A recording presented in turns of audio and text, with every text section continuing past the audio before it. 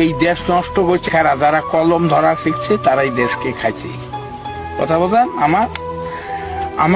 আমি পল্লী কবিতা বানাইছি, আমার কবিতা তো কেউ শুনবে না, কারণ আমরা গরিব মানুষ, গরিব মানুষের কোনো দাম নাই।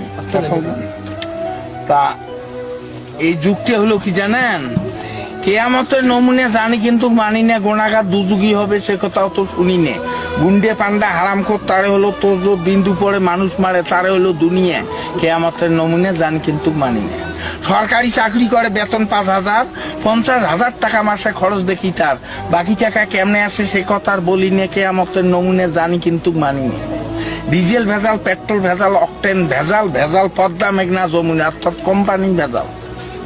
কেয়ামতের নমুনে জানি কিন্তু মানি না। ভেবে কয় রাধাবদর সরকার, মানুষ হওয়া কি ছিল দরকার, পশু হওয়া ছিল ভালো, আখিরাতের কাজ করি না অর্থাৎ পরকালের কাজ করি না। কেয়ামতের নমুনে জানি।